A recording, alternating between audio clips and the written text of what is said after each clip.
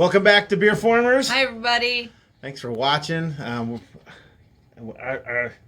Our subscriber count, it's almost 160. Like That's awesome. 158. Oh, come on. Be 160. Who's 159? Who's 160? We know you're out there. Two more. Two more. We got you. Come on. Right. So we're back for our 16th episode. I'm very excited. We're going to get right to it here today. Sweet 16. But we're going to talk about my first Transformer. What do you mean by that? The first Transformer I ever bought back in 1984. Aw, with your own money? Well, I don't know about that. It was the first one bought for me because I was in early junior high, so I didn't have any real money at that point. But so we're going back to basics here. This one, this Transformer doesn't really have any weird gimmicks like that because this is from the original line, 1984. This is both one of the coolest ones in my opinion, and as a child not knowing what the Transformers really were when I first saw like a catalog. Yeah. The first time I saw a Transformer, someone gave me like the catalog, and I was flipping through it, and oh, this is amazing. I'm gonna put the original catalog on the screen. Oh, wow! I thought this thing really was going to work. Oh, you mean like actually do what you thought? What it right. So without further ado, my first Transformer, the Transformer we're gonna talk about tonight, is the original Generation 1 Soundwave. Ah, the tape player. The tape player, the micro cassette tape player. So for you young folks who might be watching this, there was a time when we had audio on little things called cassettes. Yes. And it was just a magnetic tape that would roll and forward and reverse, to get to it. And so you had to fast forward. If there was a song you really wanted to get to, you had to fast forward a bit or rewind a little bit. Sometimes the tape would come out and you had to rewind it, with a pencil or something like that. You had to stick a pencil into the little, had two little reels and you had to. But for the purposes of just recording something for office duties, they also had micro cassettes. Yeah. Cassettes were about this big, whereas the regular cassette was about this big. And that's what Soundwave turned into, a micro cassette tape recorder. All right. He is the Decepticons' communications officer. His face essentially is the Decepticon symbol. Oh, I didn't. That's interesting. And he has a thing in his chest that pops open so you can put a cassette inside there. And he was sold with a cassette. He came with Buzzsaw, who was a golden bird-like Decepticon. Yeah. Okay, so we're going to get these in Noelle's hands real quick, see if she can figure them out. And we'll talk a little more about them while she's doing it. This is one I knew about because they were tapes that turned into stuff. Yeah, and when I first saw that catalog, I was like, oh. What should I do first? Transformers it can really record stuff on it. You walk around with it, that would have been cool. It's just pretend, but it was still really awesome. All right. So while you're talking about that, I'm gonna show the other cassettes from that same year. Okay, can I work on this he had a total cassette? of 5 of them, yeah. Okay. So the 5 cassettes that came out in the opening year that would go inside Soundwave. Now these can only fit one at a time. Can pieces pop off? Yes, the guns will come off. Yep, that's what I thought. Where Rumble is a little humanoid-looking Transformer figure there. There was Frenzy. We'll talk more about each of these in turn. There was Laserbeak, which is the exact same thing as Buzzsaw, which Noelle's working on, but he's red predominantly. Okay. And then there was Ravage, who was the Panther. These names are awesome. Yeah. So as Noelle transforms, we'll talk about each one. So Buzzsaw is one that came packed with him. When you bought Soundwave, you got 2. You got Soundwave and 1 cassette that go inside of him. Which is like 4 toys to you. Yeah. In your logic. Exactly. So Buzzsaw in the comic books was kind of ruthless. Really? If you go when I talk about tfwiki.net, and we won't mention that again like that. tfwiki.net really calls that out because Buzzsaw was stone cold. I just made his head come off, Dave. So here's what you do. Oh no! Hook it in, and sideways, and then just twist it back in place. It'll go right back in. Like this. So Buzzsaw was like I can't remember his exact function now. It just left me. He was like a spy, I think, is what his function was. But he in the comic books, he was always the one that would would mess you up a little bit. There's a lot on TF Wiki about this guy just being a murderous so and so, right? Oh, so he was kind of like a strong man, like your hired gun. Yeah. But he had very little play in the cartoon. You hardly ever saw Buzzsaw. Laserbeak got way more play than what he stands right now. Lord knows. Oh, Laserbeak sounds cool. Now, Laserbeak was portrayed as more of a coward. He was an interrogator. So he would mess you up, but only if you were safely, restrained, like that, So I got 2 tapes now. And then we'll talk about Ravage. Oh, this is Ravage, my favorite one. Ravage is also He's a lot of play in the comic. He's like in a the cougar or cartoon something. and comic books. Yeah, Is that right? Is he a cougar? Yeah, he's supposed to be like some sort of cat or With something. hip guns. Yeah. Pew, pew. Comic book portrayed him as intelligent, could speak, and all that. In fact, all these guys could speak. Cartoon portrayed him as basically an animal, so he just like, and would do stuff like that. There we go. But he would boom, run around and cause problems. Boom. This one for everybody. Oh, this is great. But was he a saboteur? He was a saboteur, exactly right. That was his official function, I believe, on his tech spec card. So he becomes like a cassette, and everything folds into place there. Back in there. Yeah. Well, this is the first time I've had some problems. You got to fold them just right, otherwise no right. So here for this one, get the back legs out of the way because the front paws are going to fold in that little space there. I see the space. Yeah, you're doing great otherwise. I see the space. Yeah. All right. So Ravage would run around. He was like he'd blend into the darkness, so you couldn't see him. Basically, he's invisible. So he would hide. It seemed like if any time the Decepticons were invading the Autobot base to learn what they were planning, it was always Ravage that did it. What am I doing wrong here? You just got to fold the paws out. To make it fold a little flatter like that. There you go. All right, now we got a tape. Ravage is a cassette.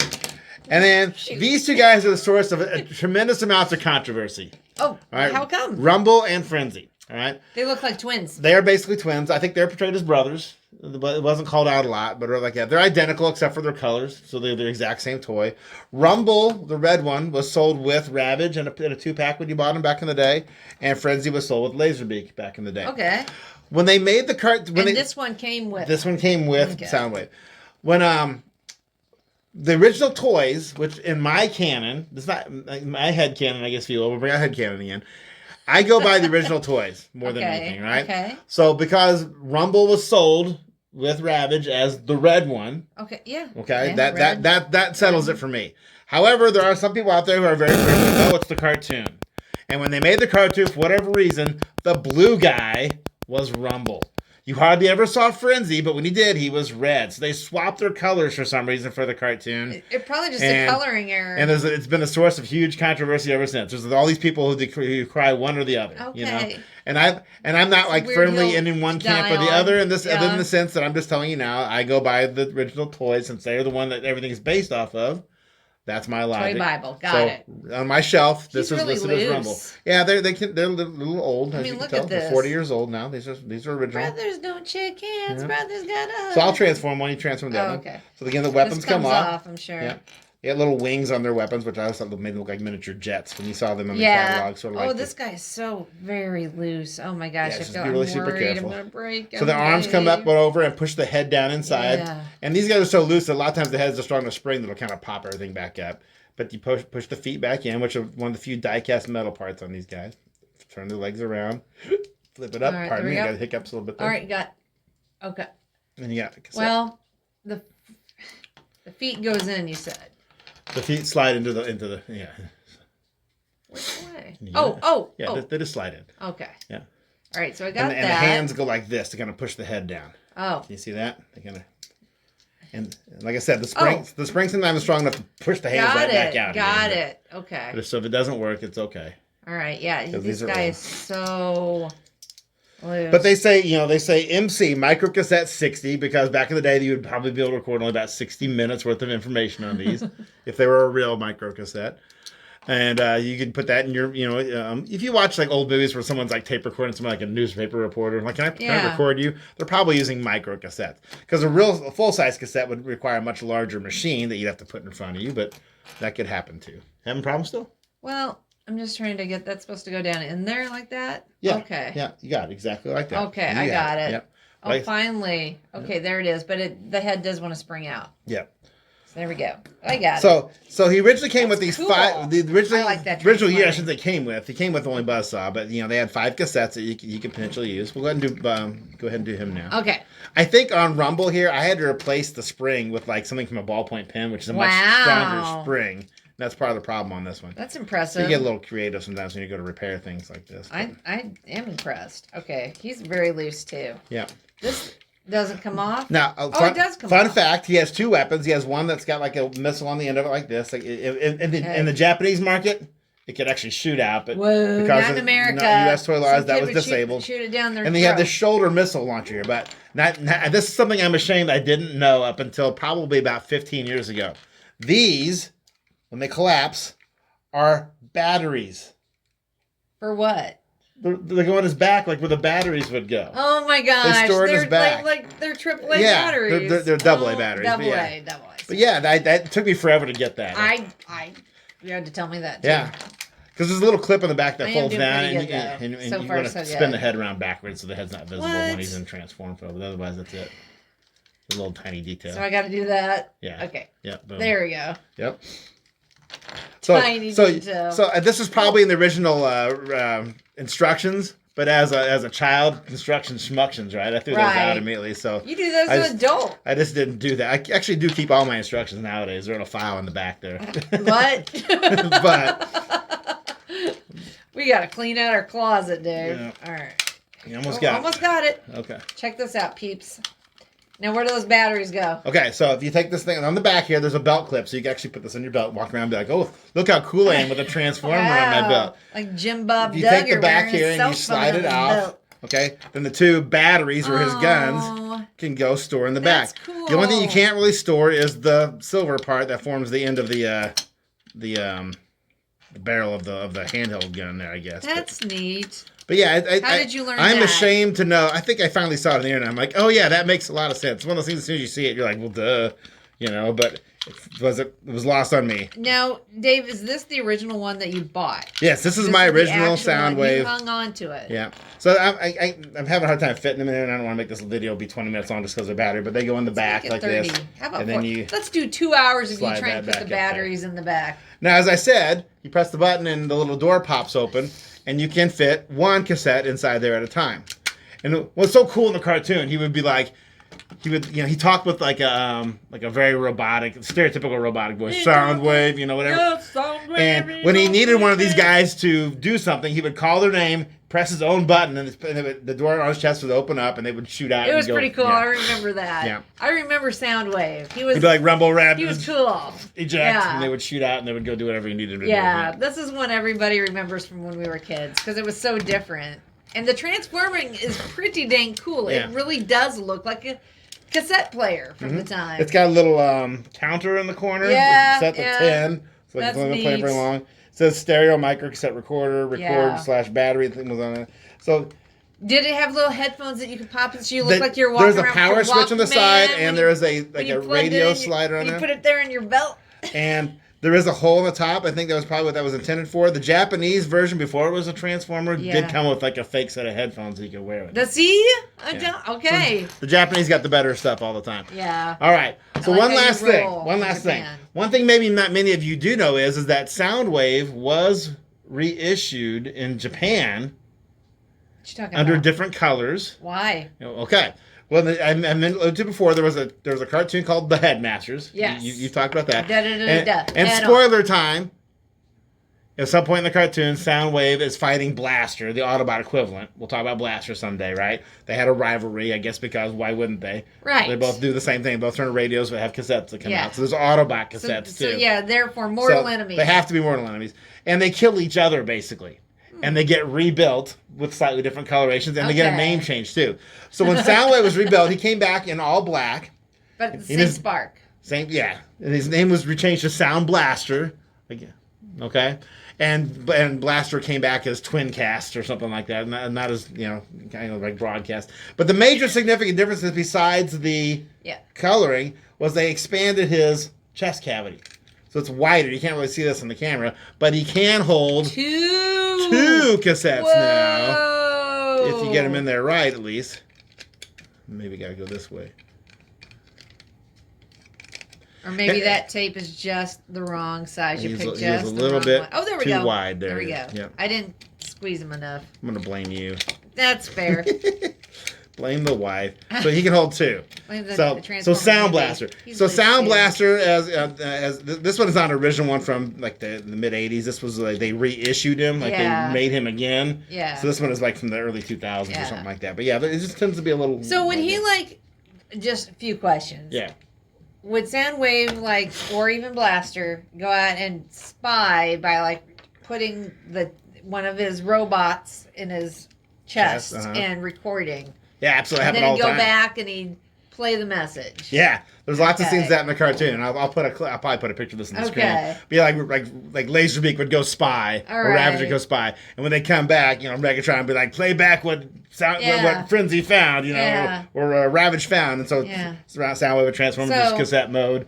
And then they would play back what. Which is cool, but just to be clear, this is a race of robots that came here from another planet on UFOs, but they were using analog technology. Well, what looked like analog technology, I guess. Okay. It mimicked it. Whether or not they truly were tapes is debatable. Oh, okay. In your headcanon, would they be? Probably. My headcanon is they were not, because that's just silly. But they're a neat toy. So Sound Blaster. So I didn't know about Sound Blaster. So he's what year did he come out? You put me is on the spot. Is it the 90s? No, it was like later? 88. Oh, so it's still pretty 87. close to the G1. Yeah, it came out as part of the Headmasters line in Japan. Yeah. So, but not in the United States. We never. So Sound Blaster has been getting some love in America recently. There's been like with RC. No, not that kind of love. Oh. Okay. There's been figures of Sound Blasters that's come out in America now since this one. Okay. They've reimagined it in different ways. There was one for like the War for Cybertron video game for PlayStation 3 and stuff. There was one for like the most recent Netflix Transformers cartoon, or the War for Cybertron trilogy. But they imagine him as a separate character, I guess, that just looked like Soundwave, But there's more modern toys and modern detailing and styling of both of these guys. Can I just say though how impressive this is that you got this toy as a child and it still looks incredible. You took really good care of your things, Thank you. Dave. I tried. I mean, the stickers are just almost pristine, with the exception of being pretty loose, which shows that you just loved it and played with it a lot. Yeah. It's in great shape. Thank you. The pieces are all here. It still transforms well. That's cool. Good on you, Dave. I mean, I don't have any of my toys from when I was a kid. It makes me a little sad, but that's just how I rolled, I guess. This is cool. But yeah, so it was a cool guy. Yeah. And the same guy who did the voice for Soundwave was the voice of Megatron, Frank Welker, who's also a voice actor extraordinaire. Yeah. I've never actually got to shake his hand, but I've got to be in the same room with him at different conventions. And the thing I find most fascinating about Frank Welker is that he does so many voices and things like that. If you watch a cartoon, Frank Welker's probably in it somewhere. Okay. I can't say that for every single cartoon, but odds are he's pretty high. He still works as far as I know to this day. His talking voice is Fred from Scooby-Doo, because he's the voice of Fred. Wow. So when you just hear the guy talk, or should I say Zoinks? Yeah, when you hear the guy talk, you're like, that's Fred, and you go from there. Does he wear an ascot? No, he does not. Oh, okay, just ask. Yeah. All right. So that was the original Soundwave, my very first Transformer I have ever owned. I still got it. And even the cassettes still have all their stickers. You've done very well, Dave. I've probably gone back over the years and maybe re-glued them down and things like that. All right. That just means you're, maintenance. Yep. That's cool. And there are other cassettes that came out too, which maybe we'll talk about someday. Yeah. Because these are the original 5. Yeah. That came out in '84. Yeah. And then over the years they did the other cassettes, and Autobots have cassettes too, like I said. But I just want to highlight those first ones. So it's so crazy that when we were first dating, cassettes were still like a big technology. Mm-hmm. I still have tons of cassettes I used to listen to in my car stereo. And then we went to the CD revolution. Yeah, now I don't even know how to play them anymore. And then we went to the digital revolution. So we've been through 3 music revolutions. And then some people are going back to vinyl. Yeah, I love the sound. I do have a record player, and I love the sound quality of vinyl much more. It's rich. Mm-hmm.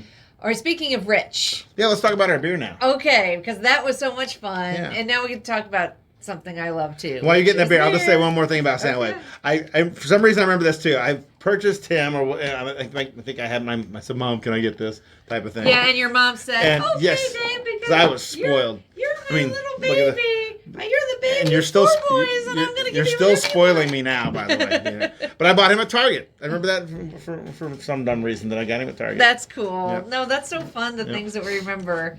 And it's so interesting because we never went to Target when I was a kid. We always went to Venture. Yeah, which is another store that doesn't exist anymore. Yeah. Some of you are probably like, Venture? Yeah. Look that up sometime. We always went to Venture I went to Venture a lot too. When Target first came to our area here, I remember thinking, it's like Venture ripoff. And where's Venture now? But we still have Target. All right. So, what beer are we talking about tonight? Okay, So we're going to talk about beer from a brewery called Millpond Brewery from Millstadt, Illinois. Millstadt, Illinois. We were just there a few weeks ago. Yeah, so we're checking this place out. Yeah, I'm going to get my notes up here if I can. I always have this problem every time I want to talk about stuff. I can't get the tablet to come back on. You let it go too long. Well, so I'll tell you a little bit about this. So a few weeks ago, as part of the little pub pass journey that my friend Gretchen has created for us, we, Dave, Gretchen, and myself and our daughter Rachel, we went for a hike in this cool little place near Sparta, Illinois. Yeah, and we walked on top of a cave, and it was a little a nature trail. We had no idea that it existed, but we went out there, had a great hike, and then to celebrate, we went to Millpond Brewing. So Millpond was founded by Brian and Lizzie Schubert, and Millstadt is their hometown, and Millstadt is probably about 30-40 minutes from where we live. Mm-hmm. So the reason they founded it is Brian had been a home brewer for about 9 years, and after that time they decided to take the plunge and turn this hobby into a profession. And so they have created this beautiful little space that they're very focused on using local ingredients. They a variety of beers that are offered, and they're very much about giving back to the community, which is one of the things I love about all of these smaller hometown breweries. They all do that. They're all very community oriented, and they're all about creating an experience, that shared experience of coming together and enjoying a brew. In a sense, it's like they all kind of want to be their municipality's cheers. Yeah, absolutely. They want to be each other's cheers. And I'm not sure what this building was, what its original purpose was. It looked like a garage or a gas station to me, but yeah. But it was really cool inside. We went inside. They do not serve food currently. From their website says that they are interested in renting out space, leasing space to local restaurants eventually. Right now, food trucks come in on Friday and Saturday, which we made a little boo-boo and didn't understand the timing of that. We went there to have lunch, but it turns out they come in the evening. We were too soon. No problem, though. You can bring food in. They welcome that. They welcome dogs. They have a nice little space outside, enclosed. It's got rubberized mulch outside, but that's where we saw some people come with their dogs, and they went and sat out there with their dogs, and the dogs were having a great time. They have all kinds of games. One of the things they have is that game where you swing the. They try to hook the ring. Yeah, it's like you try to hook the ring. It's on a string and you. It's probably got a name. Yeah. Well, anyway, I did it, and Rachel witnessed it, so that was pretty cool. But if you want to know why they named it Millpond, this is kind of interesting. I thought it had something with Millstadt myself. Well, I'm going to read this from their website. The town of Millstadt has strong roots as a farming and milling community. At one time, the town boasted 3 mills, and in a rare arrangement, these 3 mills shared the same mill pond. In communities such as Millstadt, the mill pond was a place for fun. In the summertime, residents of the community would swim, fish, have picnics, and hold family gatherings at the mill pond. So I got hiccups, I apologize. I'm assuming a mill pond is a place where like the mill, which was run by water, would kind of dump their water into. Well, it could be. Or vice versa, or the pond was set aside to create water that would flow downstream to flow through the mill. That's not clear from that. I think that's a good deduction, but they say here that essentially the mill pond became the first type of city parks. Okay, everybody did all it became the center for all the recreation. So, again, they're adopting this name. They want to be the center of lots of fun and recreation. They do have... The thing that they're known for is they are always doing a variety of beers that are on tap, but they also have what they call the barrel-aged beers. They will do a couple of barrel-aged beers at a time. They're always bottled. And so the day that we went, we all did flights. Mm-hmm. We did flights of what was on tap. And then there were 3 barrel-aged that they had, and they were rich imperial stouts with some different flavorings. There was a coconut one, let's see, here's an example. One of their barrel-aged beers that we tried, it was the Slowly in the Dark, barrel-aged imperial stout with coconut, 12.1% alcohol by volume. It was an imperial stout, aged for over 12 months in a Weller bourbon barrel. Oh, yeah. and then conditioned on coconut. When you walk in, you see the barrels there. They have don't touch. They have bourbon barrels where they're aging beer for these bottles, and that was my favorite one. But they had two others that were delicious, so we tried a lot of different ones. They had lots of varieties, several different types of IPAs. They had a German Pils. Their light lager was called Old Millstadt, and the can looks like Old Milwaukee, which is fun. Cool. They had a German Weiss beer that was very good. You had their Goes that was also conditioned on dark cherries, and that was not... That was really good. It was not terrible. You're not a fan of Goses usually. And I thought sours, it tasted pretty good. Really good. It was very balanced. So anyway... And so the one beer we couldn't try, because it wasn't available on whatever, on tap, was the one we're going to try tonight, which is... Yeah. Well, it's called... Ehtar Lager, and I think it's probably soccer related. Absolutely, soccer related. I did look that part up. It's a local soccer club. It says official beer of the Ehtar Football Club. Yes. So I think it's a Belleville, Illinois football club. Well, let's try it. But the beers we had there were great. Great vibe. The woman behind the bar when we got there was so friendly, and everybody was just very chatty and nice there. So just great vibe. Us out of towners didn't make the record skip when we walked in. We didn't. You ate from that is a light beer. Yeah. Okay, so this is... And Ehtar is spelled EHTR. I'll put this on the screen. Lager. I mean, this is almost clear. That's a very light beer. Very light beer. So, Ehtar Lager for Ehtar Football Club from, I'm pretty sure, Belleville, Illinois. Oh, but rich in flavor. Light in appearance, rich in flavor. Got a lot of wheat. Yeah, but not skunky. Yeah. Almost German style. It's like near German. That's delicious. Don't mention the skunky part there. It's no, but it's a little lemony. This would be good with the, it's lemony. This would be good with something beefy, like a burger or something like that, Yeah. Put a little piece of fruit in there. That's good. You get, for me, I get that wheat a lot at the end. Yeah.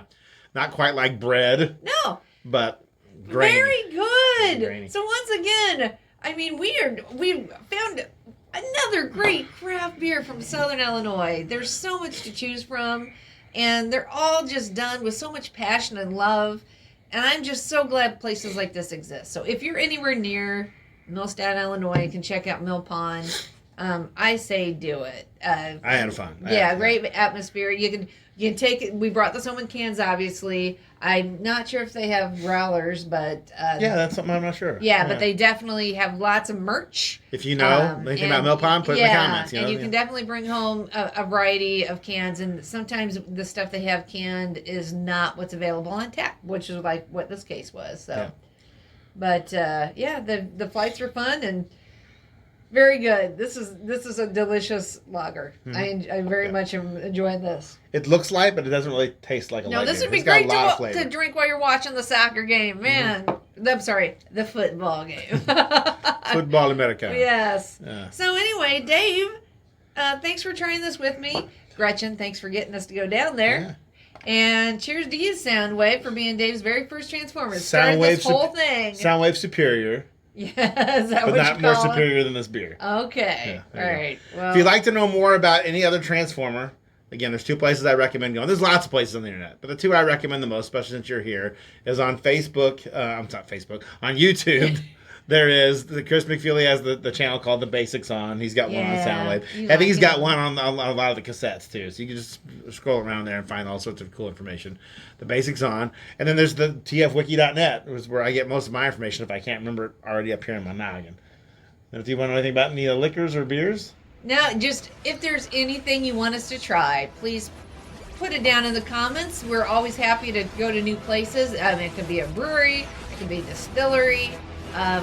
Everything's fair game, but we're always up for adventure, always ready to try a new place. So once again, thanks for hanging around with us. Thanks for watching with us.